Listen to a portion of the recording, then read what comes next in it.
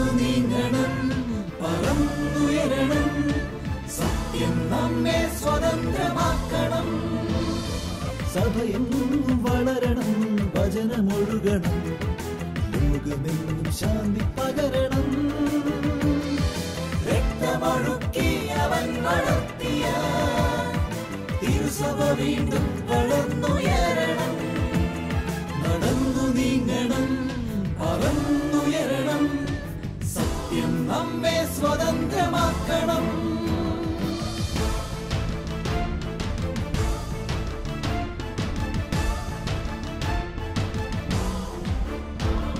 നടന്നു നീങ്ങണം, ഏറ്റെടുക്കണം നിറമണിഞ്ഞ ഈ കാലടിപ്പാടുകൾ. പറന്നുയരണം, വിജയിയാകണം, രക്തസാക്ഷിത്വം വഹിക്കണം. രക്തമൊഴുക്കി അവൻ വളർത്തിയ തിരുസഭ വീണ്ടും വളർന്നുയരണം.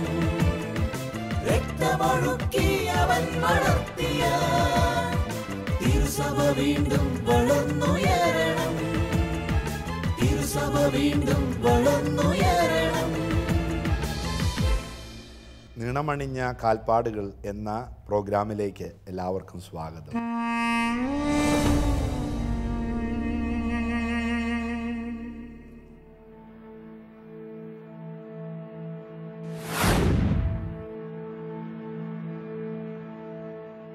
രക്തസാക്ഷികളുടെ ചുടുനിണത്തിലാണ് സഭയെന്നും ജീവൻ കണ്ടെത്തുക.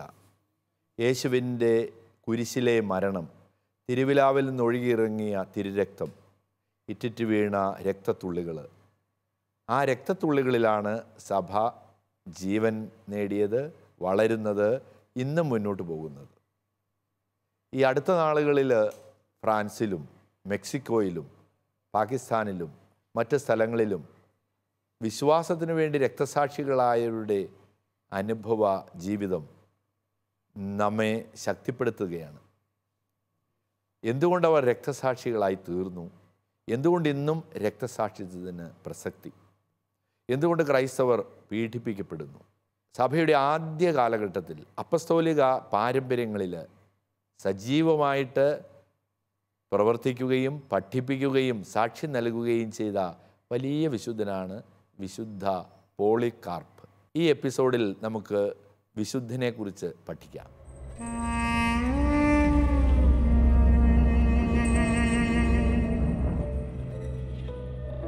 രണ്ടാം നൂറ്റാണ്ടിൻ്റെ ആദ്യ പകുതിയിൽ സ്മിർനായിലെ മെത്രാനായി ശുശ്രൂഷ ചെയ്ത വിശുദ്ധനാണ് വിശുദ്ധ പോളികാർപ്പ്. വിശുദ്ധ ഇരണേവൂസിനും പപ്പിയാസിനും വിശ്വാസ പരിശീലനം നൽകിയത് വിശുദ്ധ പോളികാർപ്പായിരുന്നു. ധാരാളം അബദ്ധപ്രബോധകർ രംഗപ്രവേശം ചെയ്ത ഒരു കാലത്ത് കറതീർന്ന ക്രിസ്തീയ വിശ്വാസത്തിൻ്റെ വക്താവായി നിലകൊണ്ട അദ്ദേഹം ഒരു അപ്പസ്തോലിക പിതാവായി പരിഗണിക്കപ്പെടുന്നു. സുദീർഘമായ ഒരു കാലയളവ് സഭയിൽ ശുശ്രൂഷ ചെയ്ത അദ്ദേഹം തൻ്റെ 86-ാമത്തെ വയസ്സിൽ കൊടിയ പീഡനങ്ങൾ സഹിച്ച് രക്തസാക്ഷിത്വം വരിച്ചു.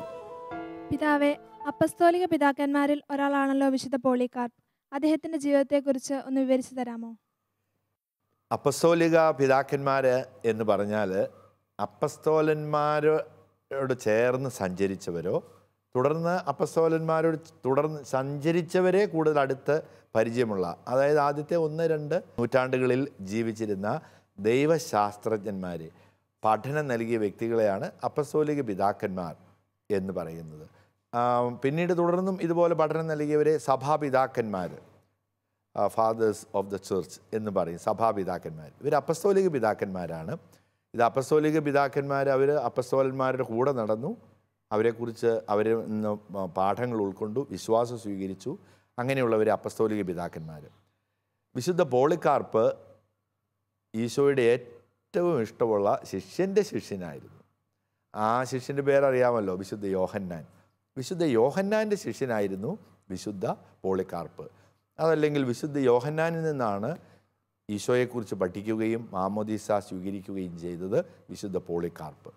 അതുകൊണ്ട് തൻ്റെ പ്രബോധനങ്ങളെല്ലാം മനസ്സിലാക്കുകയും കൂടെ നിൽക്കുകയും ചെയ്ത വ്യക്തി എന്ന നിലയിൽ അദ്ദേഹത്തെ വിശുദ്ധ പോളികാർപ്പിനെ സ്മിർണ എന്ന സ്ഥലത്തെ മെത്രാനായിട്ട് നിയമിച്ചു.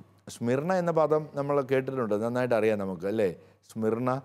സ്മിർണയിലെ സഭയ്ക്ക് ഞാൻ എഴുതുന്നു, അതെവിടെയാണ് പറഞ്ഞിട്ടുള്ളത്? സ്മിർണയിലെ സഭയ്ക്ക് ഞാൻ എഴുതുന്നു എവിടെയാണ് പറഞ്ഞിട്ടുള്ളത്? വെളിപാടിൻ്റെ പുസ്തകത്തിലെ അല്ലേ. 7 സഭകളെക്കുറിച്ച് ഞാൻ എഴുതുന്നു എന്ന് വിശുദ്ധ യോഹന്നാൻ സൂചിപ്പിക്കുന്നത്. അതൊന്ന് ഈ സ്മിർണ എന്ന സ്ഥലമാണ്. അപ്പോൾ ഈ സ്മിർണയിലെ ബിഷപ്പായിരുന്നു പോളികാർപ്പ്. അപ്പോൾ സ്മിർണയിലെ സഭയ്ക്ക് അടിത്തറ നൽകിയ മെത്രാന്മാരിൽ, വിശുദ്ധരിൽ, അപ്പസ്തോലന്മാരിൽ ഒരാളാണ് വിശുദ്ധ പോളികാർപ്പ്. അദ്ദേഹത്തിൻ്റെ ജീവിതം AD 65 ജനിച്ചു, 155 മരിച്ചു. 155 മെയ് 23 അദ്ദേഹം രക്തസാക്ഷിയായി തീർന്നത്. അദ്ദേഹത്തിൻ്റെ കുടുംബ പശ്ചാത്തലങ്ങളോ പഠിച്ച കാലഘട്ടങ്ങളോ ഒന്നും കൃത്യമായിട്ട് ചരിത്രത്തിൽ രേഖപ്പെടുത്തിയിട്ടില്ല. അദ്ദേഹം എഴുതിയിട്ടുള്ള അപ്പസ്തോലിക ലേഖനങ്ങളുണ്ട്, കത്തുകൾ അദ്ദേഹം എഴുതിയിട്ടുണ്ട്. പക്ഷേ എല്ലാം തന്നെ അപ്രത്യക്ഷമായി പോവുകയാണ്. അദ്ദേഹത്തിൻ്റെ കത്തുകൾ സഭകളിൽ, പള്ളികളിൽ വായിച്ചിരുന്നു. പക്ഷേ ഫിലിപ്പിയർക്ക് എഴുതിയൊരു കത്ത് മാത്രമേ ഇപ്പോൾ നിലനിൽക്കുന്നുള്ളൂ. അതുകൊണ്ട് നമുക്ക് കൂടുതലായിട്ടുള്ള അറിവ് അദ്ദേഹത്തെക്കുറിച്ചില്ല. എങ്കിലും വിശുദ്ധ യോഹന്നാനിൽ നിന്നാണ് അദ്ദേഹം പഠിച്ചത്, യോഹന്നാനിൽ നിന്നുമാണ് ഈശോയെ അറിഞ്ഞത്. അതുകൊണ്ട് വിശുദ്ധ യോഹന്നാനെക്കുറിച്ചുള്ള പഠനങ്ങൾ അദ്ദേഹം തൻ്റെ ലേഖനങ്ങളിൽ, എഴുത്തുകളിൽ നിറച്ചു നിന്നിരുന്നു. പഠിപ്പിച്ചപ്പോഴെല്ലാം വിശുദ്ധ യോഹന്നാൻ്റെ സുവിശേഷവും ലേഖനങ്ങളും ആധികാരികമായിട്ട് അദ്ദേഹം തൻ്റെ പ്രബോധനങ്ങളിൽ കോട്ട് ചെയ്തിരുന്നു. അങ്ങനെ ഒരു അപ്പസ്തോലിക പാരമ്പര്യത്തോടു കൂടിയാണ് അദ്ദേഹം പഠിപ്പിച്ചത്.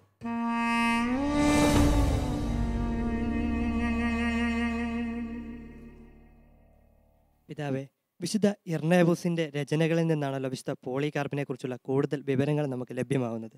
വിശുദ്ധ ഇർനേവൂസിൻ്റെ രചനകളിൽ വിശുദ്ധ പോളികാർപ്പ് എങ്ങനെയുള്ള ആളായിരുന്നു? വിശുദ്ധ പോളികാർപ്പിൻ്റെ വിശ്വാസത്തെക്കുറിച്ച് വിശുദ്ധ ഇർനേവൂസാണ് എഴുത്തുകളിൽ നിന്നാണ് നമുക്ക് കിട്ടുന്നത്. ഞാൻ നേരത്തെ സൂചിപ്പിച്ചല്ലോ, വിശുദ്ധ പോളികാർപ്പ് തന്നെ ലേഖനങ്ങൾ എഴുതിയിരുന്നു. പക്ഷേ പിന്നീട് അത് അവർക്ക് സംരക്ഷിക്കാൻ സാധിച്ചില്ല. പിന്നീട് വന്ന തലമുറകൾക്ക് അത് സംരക്ഷിക്കുവാൻ സാധിച്ചില്ല. അതുകൊണ്ട് ഫിലിപ്പിയർക്ക് എഴുതിയ ഒരു ലേഖനം മാത്രമാണ് ഇന്ന് നമുക്ക് സംലഭ്യമായിട്ടുള്ളൂ. എന്നാൽ വിശുദ്ധ ഇരണേവൂസ് അദ്ദേഹത്തിൻ്റെ ശിഷ്യനായിരുന്നു. അതുകൊണ്ട് വിശുദ്ധ ഇരണേവൂസ് വിശുദ്ധ പോളികാർപ്പിൻ്റെ ശിഷ്യനായിരുന്നതുകൊണ്ട് വിശുദ്ധ പോളികാർപ്പിനെ കുറിച്ച് അദ്ദേഹം തൻ്റെ പ്രബോധനങ്ങളിൽ പറയുന്നുണ്ട്. പാഷണ്ഡതകളുമായിട്ട് നടക്കുന്ന ആളുകൾക്കെതിരെ വിശുദ്ധ ഇരണേവൂസ് പറഞ്ഞു, നിങ്ങൾക്ക് എങ്ങനെ ഇത്തരം പഠനങ്ങൾ പഠിപ്പിക്കുവാൻ കഴിയും? നിങ്ങൾ വിശുദ്ധ പോളികാർപ്പിൽ നിന്ന് പഠിക്കൂ. പോളികാർപ്പ് എങ്ങനെയാണ് ഈശോയെ നമ്മുടെ മുമ്പിൽ അവതരിപ്പിച്ചിട്ടുള്ളത്? എന്തൊരു ആഢ്യത്വമായിരുന്നു അദ്ദേഹത്തിന്. വിശുദ്ധ യോഹന്നാൻ്റെ ലേഖനങ്ങളും സുവിശേഷവും എത്ര ഭംഗിയായിട്ടാണ് അദ്ദേഹം പഠിപ്പിച്ചത്. യേശുവാണ് ഏക രക്ഷകനെന്നും ക്രിസ്തുവെന്നും യേശുവിലാണ് നാം എല്ലാവരും ഒന്നു ചേരണമെന്നും വിശുദ്ധ പോളികാർപ്പ് നമ്മെ പഠിപ്പിച്ചത് നിങ്ങൾക്ക് അറിഞ്ഞുകൂടെ? അദ്ദേഹത്തിൻ്റെ മുഖത്ത് എന്തൊരു തേജസ്സായിരുന്നു. എന്തുകൊണ്ട് വിശുദ്ധ യോഹന്നാൻ്റെ പഠനത്തെക്കുറിച്ച് അദ്ദേഹം പഠിപ്പിച്ച കാര്യങ്ങൾ നിങ്ങൾ സ്വീകരിക്കുന്നില്ല? ഇതെല്ലാം വിശുദ്ധ ഇരണേവൂസ് പഠിപ്പിച്ച കാര്യങ്ങളാണ് വിശുദ്ധ പോളികാർപ്പിനെ കുറിച്ച്. അപ്പോൾ വിശുദ്ധ പോളികാർപ്പ് നല്ല ആഢ്യത്വമുള്ള വ്യക്തിയായിരുന്നു. അദ്ദേഹത്തിൻ്റെ മുഖത്ത് നല്ല തേജസ്, ഗ്രേസ് ഉണ്ടായിരുന്നു. അദ്ദേഹം തൻ്റെ പ്രബോധനങ്ങളെല്ലാം സുവിശേഷത്തിൽ, യോഹന്നാൻ്റെ സുവിശേഷം എന്തു പറഞ്ഞിരിക്കുന്നോ, യോഹന്നാൻ്റെ ലേഖനങ്ങൾ എന്തു പറഞ്ഞിരിക്കുന്നോ അത് ആധികാരികമായിട്ട് പഠനമായിട്ട് സ്വീകരിക്കുകയും യേശുവിനെക്കുറിച്ച് പഠിപ്പിക്കുകയും ചെയ്യുവാൻ സ്വീകരിച്ചു. ഇത്തരമൊരു സമീപനമല്ലേ നമുക്ക് ആവശ്യമെന്നാണ് വിശുദ്ധ ഇരണേവൂസ് ചോദിക്കുന്നത്. അപ്പോൾ വിശുദ്ധ പോളികാർപ്പിനെ കുറിച്ച് വിശുദ്ധ ഇരണേവൂസിൻ്റെ പാഠം ഇത്രയാണ് നമുക്ക് നൽകുന്നത്.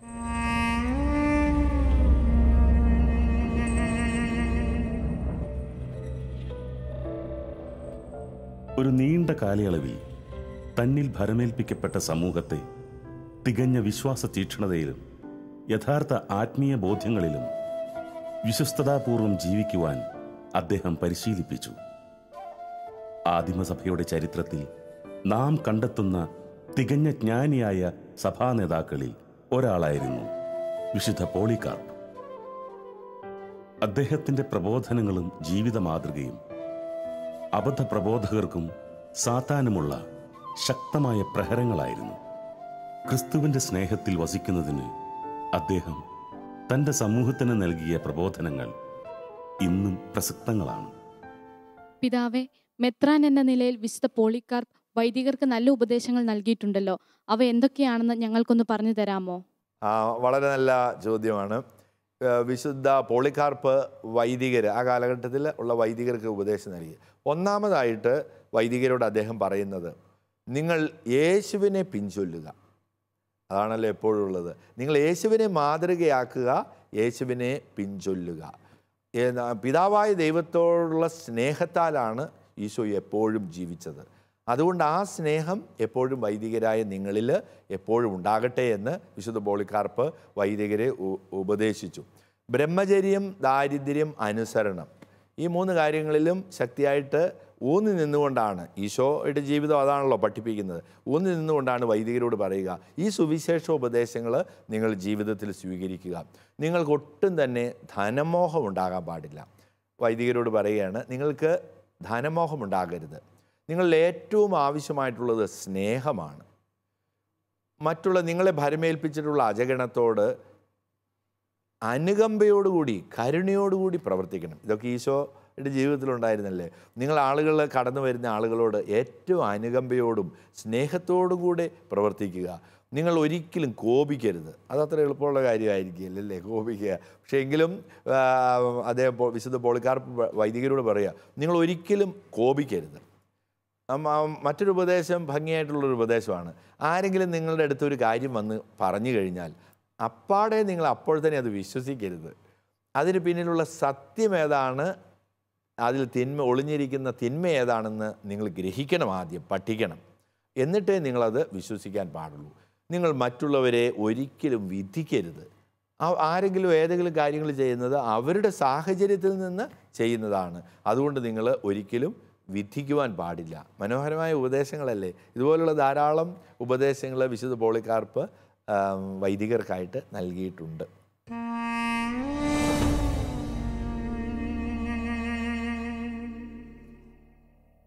പിതാവേ, വിശുദ്ധ പോളികാർപ്പിന്റെ ജീവിത മാതൃക എപ്രകാരമുള്ളതായിരുന്നു എന്നൊന്ന് വിശദീകരിക്കാമോ? വിശുദ്ധ പോളികാർപ്പ് തൻ്റെ ജീവിതത്തിൽ തീഷ്ണതയോടും വിശ്വാസത്തോടും കൂടി ജീവിച്ചു. വിശ്വാസത്തിന് വേണ്ടി മുഴുവൻ അദ്ദേഹം സമർപ്പിച്ചു എന്ന് ജീവിതത്തിൽ നിന്ന് കാണുവാൻ സാധിക്കും. ഏറെ പ്രത്യേകിച്ച് വിശ്വാസത്തെ ത്യജിക്കുന്നവർ, തെറ്റായിട്ടുള്ള പഠനങ്ങൾ നൽകുന്ന ആളുകളുണ്ട്. അവർക്കെതിരെ ശക്തമായിട്ട് പ്രതികരിക്കുവാനും അവർക്ക് ഉത്തരം നൽകുവാൻ അദ്ദേഹത്തിന് സാധിച്ചിരുന്നു. ഒരു പാഷണ്ഡത പ്രചരിപ്പിക്കുന്ന മാർസിയൻ എന്നൊരു വ്യക്തി ഉണ്ടായിരുന്നു. അപ്പോൾ പാഷണ്ഡതയാണ്, തെറ്റായ പഠനങ്ങളാണ് അദ്ദേഹം നടത്തുന്നത്. നഗരത്തിലൂടെ നടന്നു പോകുമ്പോൾ മാർസിയൻ ഈ തെറ്റായ പാഷണ്ഡി നേരെ വരികയാണ്. അപ്പോൾ വിശുദ്ധ പോളികാർപ്പ് അവനെ കണ്ടതായിട്ടേ ഭാവിച്ചില്ല. നേരെ അങ്ങ് പോയി. അവനെ കണ്ടില്ല. അവൻ കാരണം തെറ്റായ പഠനങ്ങൾ നടത്തുന്നതല്ലേ. ഉടനെ മാർസിയൻ ചോദിച്ചു, ഗുരു, പിതാവേ, എന്നെ പരിചയമില്ലേ? ഓ, എനിക്ക് നിന്നെ പരിചയമുണ്ട്. നീ ലൂസിഫറിൻ്റെ കടിഞ്ഞൂൽ പുത്രനല്ലേ? അങ്ങനെയാണ് പറഞ്ഞത്. നീ ലൂസിഫറിൻ്റെ കടിഞ്ഞൂൽ പുത്രനല്ലേ? എനിക്ക് നല്ല പരിചയമുണ്ട്. അപ്പോൾ വിശ്വാസത്തിന് വേണ്ടി അദ്ദേഹം എത്ര ശക്തിയോടുകൂടെ നിന്നു എന്ന് അതിൽ നിന്ന് നമുക്ക് മനസ്സിലാക്കുവാൻ സാധിക്കും. അന്ത്യോക്യയിലെ വിശുദ്ധ ഇഗ്നേഷ്യസ്, നമ്മൾ ഈ ഒരു എപ്പിസോഡിൽ നമ്മൾ ചർച്ച ചെയ്തതാണ്. അന്ത്യോക്യയിലെ വിശുദ്ധ ഇഗ്നേഷ്യസിനെ തടവുകാരനാക്കിയതിന് ശേഷം റോമിലേക്കാണ് കൊണ്ടുപോകുന്നത്. അങ്ങനെ കൊണ്ടുപോകുന്ന അവസരത്തിൽ അദ്ദേഹം വഴിയിൽ ഇറങ്ങി ചെന്നിട്ട് വിശുദ്ധ പോളികാർപ്പ് ചെന്ന് വിശുദ്ധ ഇഗ്നേഷ്യസിനെ അഭിവാദനം ചെയ്തു. അഭിവാദനം ചെയ്തതിന് ശേഷം മുട്ടുകുത്തി നിന്ന് അദ്ദേഹത്തെ ബന്ധിച്ചിരുന്ന ചങ്ങല ചുംബിച്ചു. അതിനുശേഷം പറഞ്ഞു, വിശുദ്ധ ഇഗ്നേഷ്യസ് എത്രയോ ഭാഗ്യവാനാണ്, എത്രയോ ഭാഗ്യം ചെയ്ത വ്യക്തിയാണ് എന്ന് പറയുകയും വിശുദ്ധ ഇഗ്നേഷ്യസ് പോളികാർപ്പിനോട് പറഞ്ഞു, എൻ്റെ സഭയുടെ കാര്യം കൂടി നോക്കണം, ശ്രദ്ധിക്കണമെന്ന് ചുമതലപ്പെടുത്തുകയും ചെയ്തു. അപ്പോൾ വിശുദ്ധ ഇഗ്നേഷ്യസിൻ്റെ ജീവിത ശൈലി നമുക്ക് മനസ്സിലാക്കുവാൻ സാധിക്കും. എല്ലാവരെയും ഉൾക്കൊള്ളുന്നതാണ്. എന്നാൽ തെറ്റുകൾക്ക് കൂട്ടുനിൽക്കാതെ, പാഷണ്ഡതകൾക്ക്, തെറ്റായ പഠനങ്ങൾക്ക് ഒരു വിട്ടുവീഴ്ചയുമില്ലാതെ അതിനെതിരെ ശക്തമായിട്ട് പോരാടുന്ന, രക്തസാക്ഷിത്വത്തെ സ്നേഹിക്കുന്ന, ക്രിസ്തുവിനെ സ്നേഹിക്കുന്ന ഒരു വ്യക്തിത്വമാണ് വിശുദ്ധ പോളികാർപ്പിനുണ്ടായിരുന്നതെന്ന് ഇതിൽ നിന്ന് നമുക്ക് നന്നായിട്ട് മനസ്സിലാക്കാൻ കഴിയും.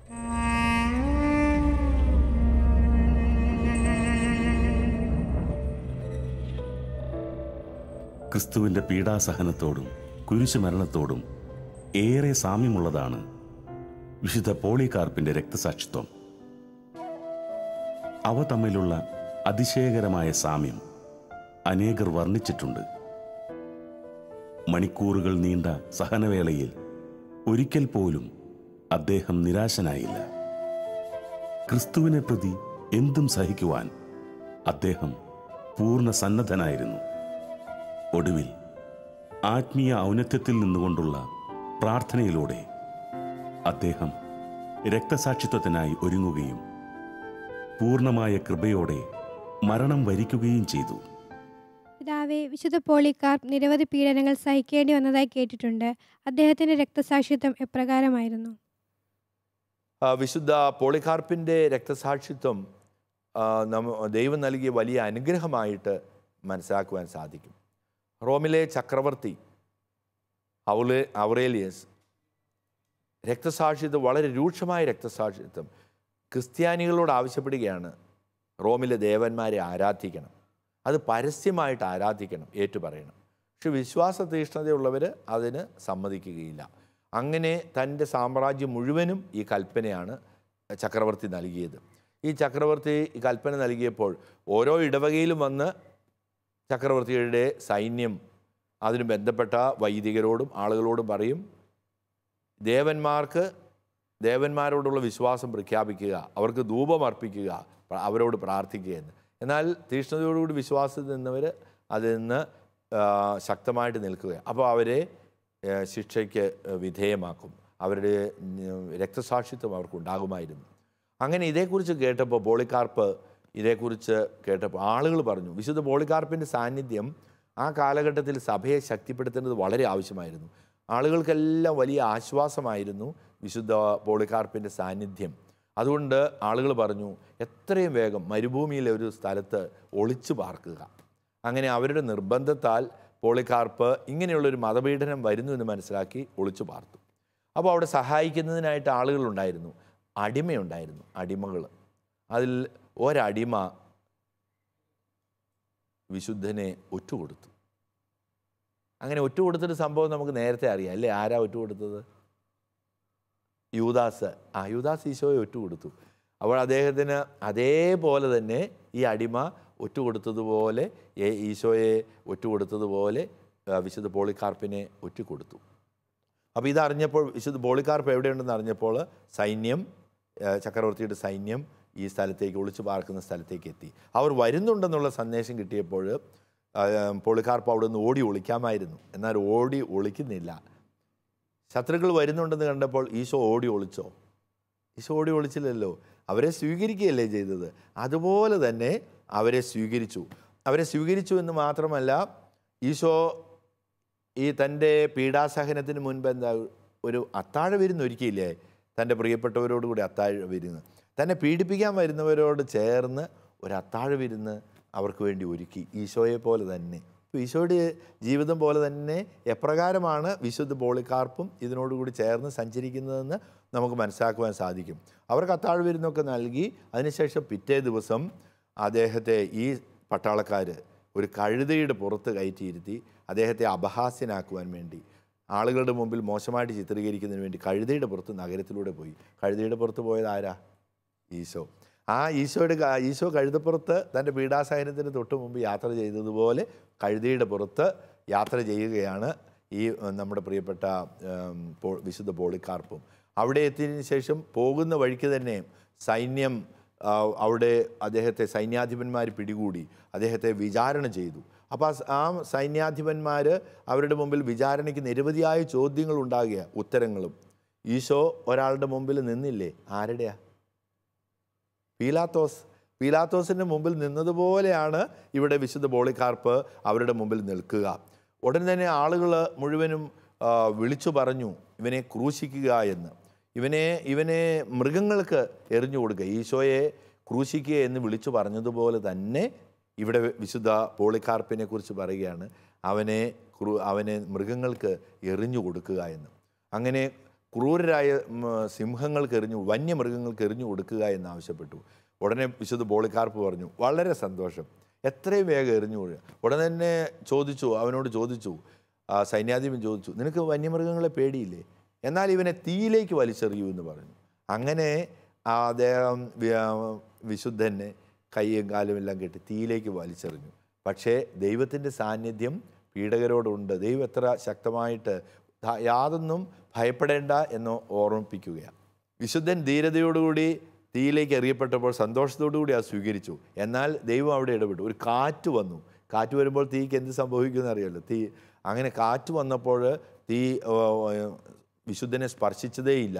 ഇത് കണ്ടപ്പോൾ സൈന്യാധിപന് വീണ്ടും ക്രോധമുണ്ടായി.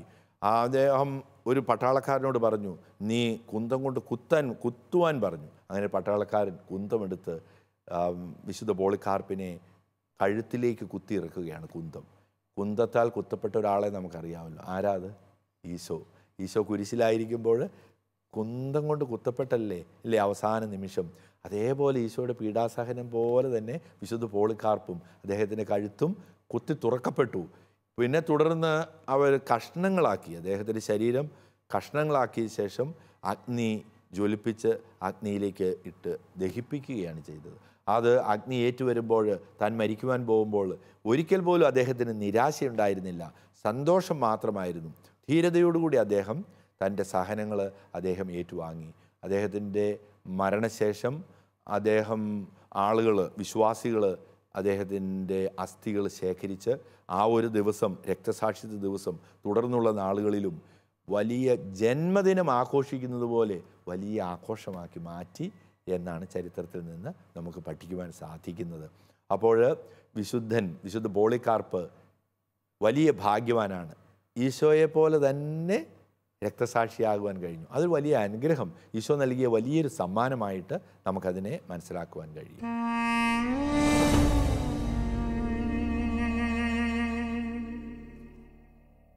പിതാവേ, ഈ കാലഘട്ടത്തിൽ വിശുദ്ധ പോളികാർപ്പിൻ്റെ പ്രസക്തി എന്താണ്? അതൊന്ന് വിശദീകരിക്കാമോ? വിശുദ്ധൻ്റെ ജീവിതം നമുക്കറിയാം എപ്രകാരമായിരുന്നു എന്നുള്ളത്. വിശ്വാസത്തിന് വേണ്ടി ജീവിച്ചു. പ്രതിസന്ധികൾ കടന്നു വന്നപ്പോൾ തളർന്നില്ല, അതിനെ ധീരതയോടുകൂടി നേരിട്ടു. ഈ ആധുനിക കാലഘട്ടത്തിൽ വിശുദ്ധ പോളികാർപ്പിൻ്റെ ജീവിതം നമ്മെ പഠിപ്പിക്കുന്നത് മറ്റൊന്നല്ല, വിശ്വാസത്തിനെതിരായിട്ടുള്ള ധാരാളം പ്രവർത്തനങ്ങൾ, തിന്മയുടെ ശക്തികൾ ഈ കാലഘട്ടത്തിൽ നമ്മുടെ മുൻപിലേക്ക് കൊണ്ടുവരും. നാം തളരാൻ പാടില്ല. ദൈവത്തിൻ്റെ കൽപ്പനകൾ, വിശുദ്ധ പോളികാർപ്പ് വളരെ വിശ്വസ്തയോടുകൂടി ഈശോയുടെ കൽപ്പന പിഞ്ചുന്നു. ഈശോയുടെ കൽപ്പന എന്തായിരുന്നു? പരസ്പരം സ്നേഹിക്കുവിൻ.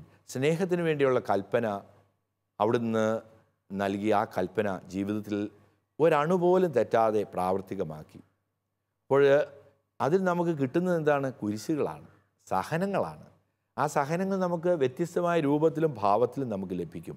അപ്പോൾ നാം തളരരുത്, അതിനപ്പുറത്തായിട്ട് ധീരതയോടുകൂടി അതിനെ നേരിടണം. അപ്പോൾ നമുക്ക് നമ്മോട് നൽകുന്ന വെല്ലുവിളി ഇതാണ്. നമുക്ക് വിശ്വാസത്തിൽ ശോഷണം ഉണ്ടാകും. നമുക്ക് ഉദാഹരണം പറഞ്ഞാൽ ഞായറാഴ്ച വിശുദ്ധമായി ആചരിക്കണം. അന്ന് തിരക്കിട്ട ജോലികൾ ചെയ്യുന്നവർ ധാരാളം പേരില്ലേ? അത് വിശ്വാസം ത്യജിക്കുന്നതിന് തുല്യം തന്നെയാണ്. അപ്പോൾ നമുക്ക് അത്തരം അവസരങ്ങൾ, ധാരാളം കാര്യങ്ങൾ, നമുക്ക് 10 കൽപ്പനകൾക്കെതിരായിട്ടുള്ള കാര്യങ്ങൾ വരും. അത് ധീരതയോടുകൂടി അതിനെ നേരിടാൻ കഴിഞ്ഞ വ്യക്തിത്വമാണ് വിശുദ്ധ പോളികാർപ്പിൻ്റേത്. നമ്മൾ ചുറ്റുമുള്ള ആളുകളോട് സ്നേഹത്തോടുകൂടി നമുക്ക് ഇടപഴകാൻ സാധിക്കും. അങ്ങനെ നമ്മെ പഠിപ്പിച്ച വലിയ വിശുദ്ധനാണ്, രക്തസാക്ഷിയാണ് വിശുദ്ധ പോളികാർപ്പ്. നമുക്ക് വിശുദ്ധൻ്റെ മാതൃക നമുക്ക് പിൻചൊല്ലാം. അതാണ് നമുക്ക് നൽകുന്ന വെല്ലുവിളിയും അവിടുന്ന് നമുക്ക് നൽകുന്ന മാതൃകയും. അത് നമുക്ക് സ്വീകരിക്കുവാൻ പ്രത്യേകമായിട്ട് പരിശ്രമിക്കണം.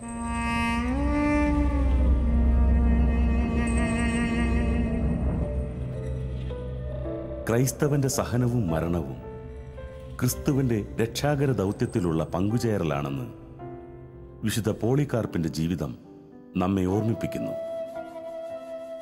ജീവിതകാലത്തുടനീളവും ക്രിസ്തുവിനായി മാത്രം ജീവിക്കുകയും മരണത്തിലൂടെ അവിടുത്തെ മഹത്വപ്പെടുത്തുകയും ചെയ്ത മഹാനായ ഈ വിശുദ്ധന്റെ ജീവിതം നമുക്കും പ്രചോദനം പകരുന്നു. വിശുദ്ധ പോളികാർപ്പ് ധീരതയോടുകൂടി പ്രതിസന്ധികളെ നേരിട്ട വലിയ രക്തസാക്ഷി, സഭയുടെ അഭിമാനം ഉഷകാല നക്ഷത്രം പോലെ പ്രശോഭിക്കുകയാണ് സഭയുടെ ചരിത്രത്തിൽ. നമുക്ക് വിശുദ്ധനെ പിൻചൊല്ലാം.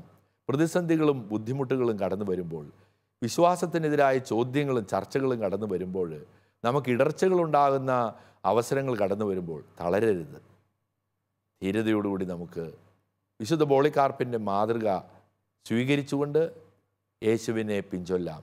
അവന് വേണ്ടി നമുക്ക് രക്തസാക്ഷികളാകാം. രക്തസാക്ഷിത്വം നമ്മിൽ നിന്ന് ആവശ്യപ്പെടുന്ന ധാരാളം നിമിഷങ്ങൾ, അനുഭവങ്ങൾ അനുദിന ജീവിതത്തിൽ നാം കണ്ടുമുട്ടും. അപ്പോൾ നമുക്കും രക്തസാക്ഷികളായി തീരാം.